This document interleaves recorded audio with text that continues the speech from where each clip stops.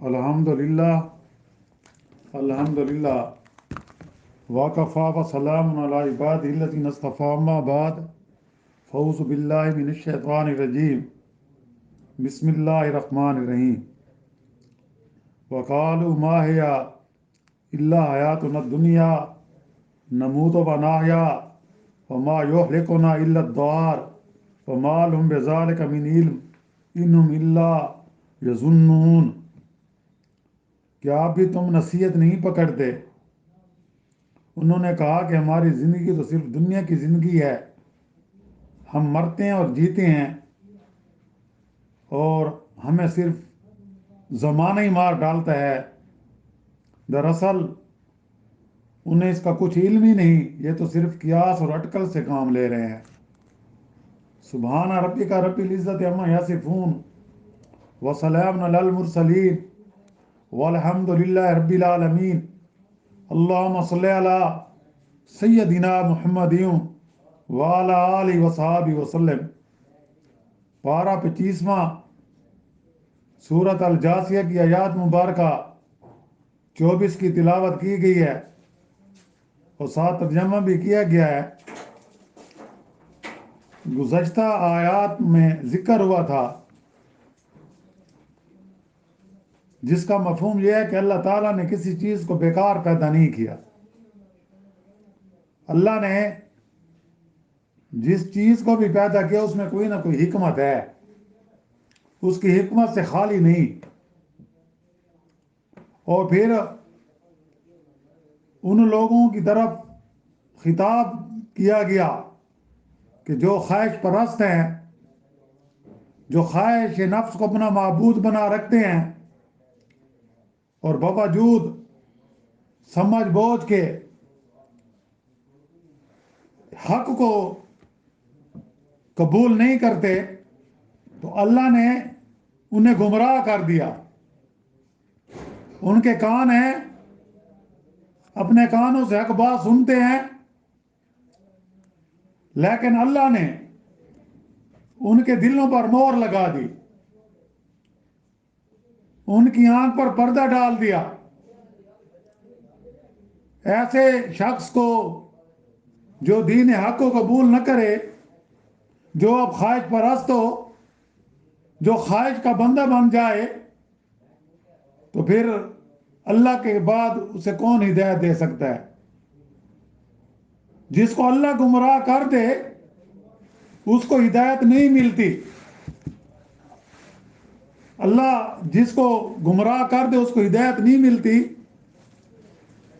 اور اس کو کوئی ہدایت دے بھی نہیں سکتا۔ درج ذیل آیات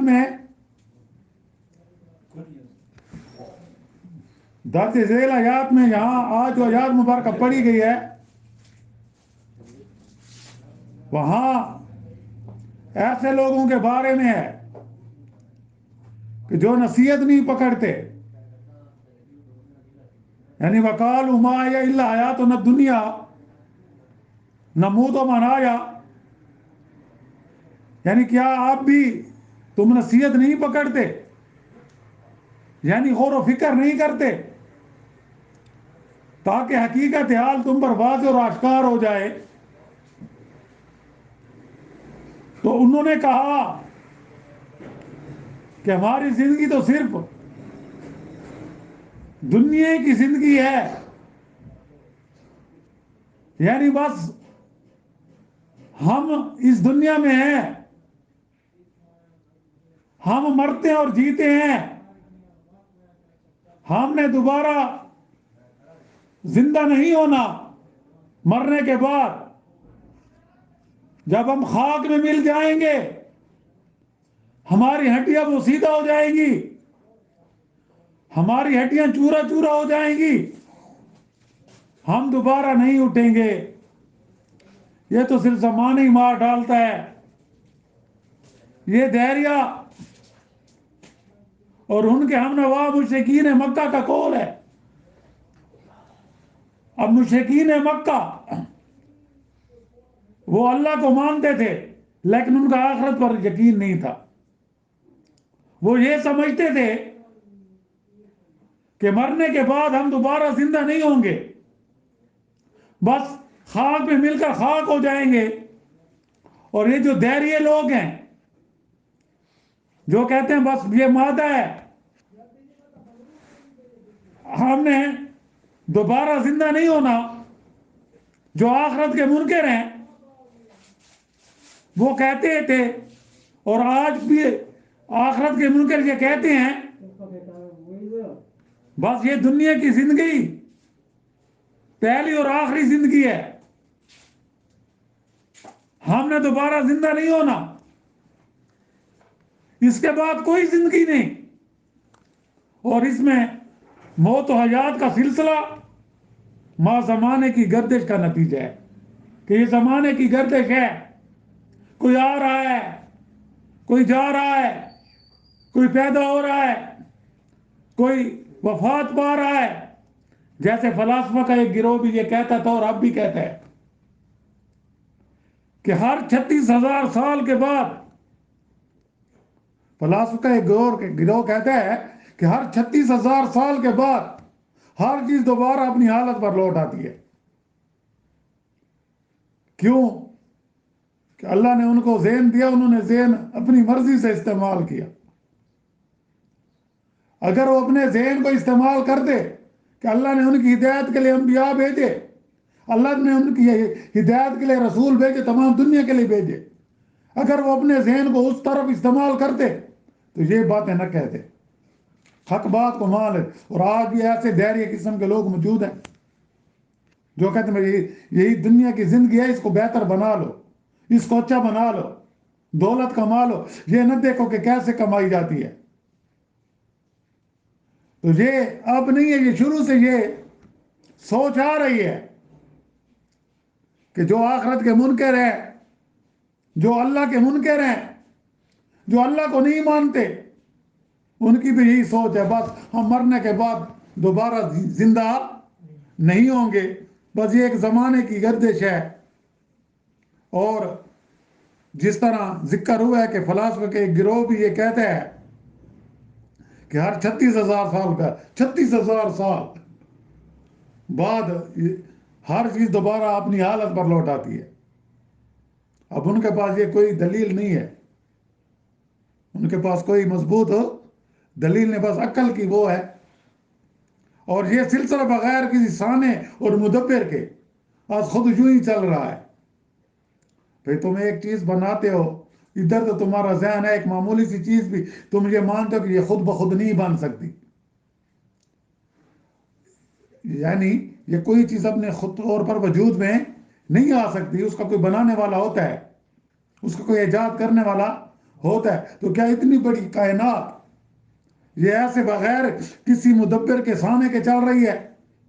ہر چیز اپنے وقت پر، کبھی دنوں کا بڑا ہونا، کبھی دنوں کا چھوٹا، کبھی سردیاں، کبھی گرمیاں، کبھی راتیں بڑی، کبھی راتیں چھوٹی، تو یا یہ خود بخود ایسے سلسلہ چل رہا ہے؟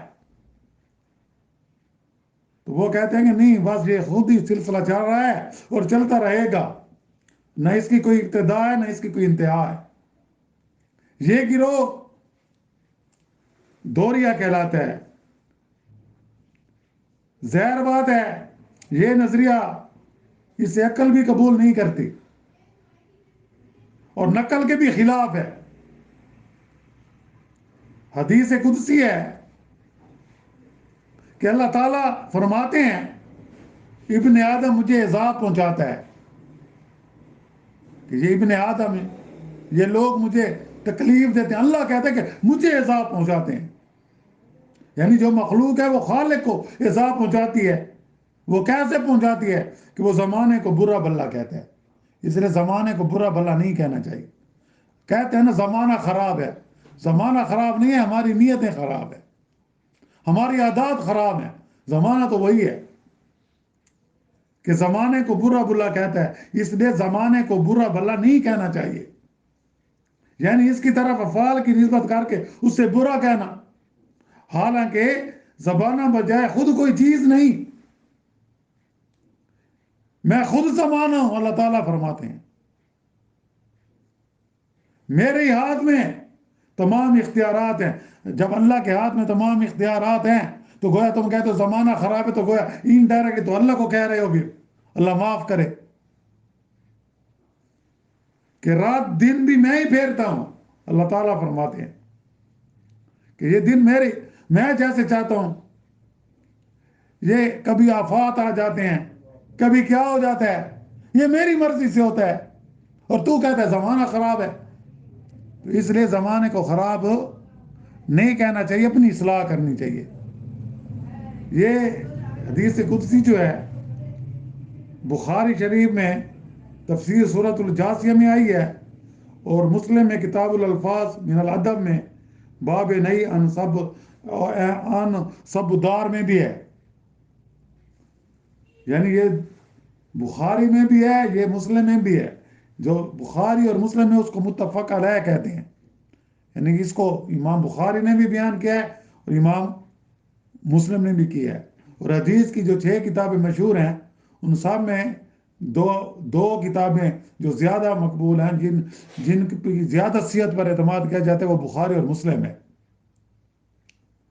اللہ تعالیٰ سے دعا ہے کہ اللہ تعالیٰ ہمیں دین کی صحیح سمجھ عطا فرمائے، اور ہمیں بقیہ زندگی قرآن و سنت کے مطابق گزارنے کی توفیق عطا فرمائے۔ اللہ تعالیٰ ہم سب کے صغیرہ کبیرہ گناہ معاف فرمائے اور اپنی رحمت کا معاملہ فرمائے۔ اور جو مسلمان اس دنیا سے رخصت ہو گئے ہیں، اللہ تعالیٰ ان سب کی مغفرت فرمائے اور ان کو جنت میں اعلیٰ مقام عطا فرمائے۔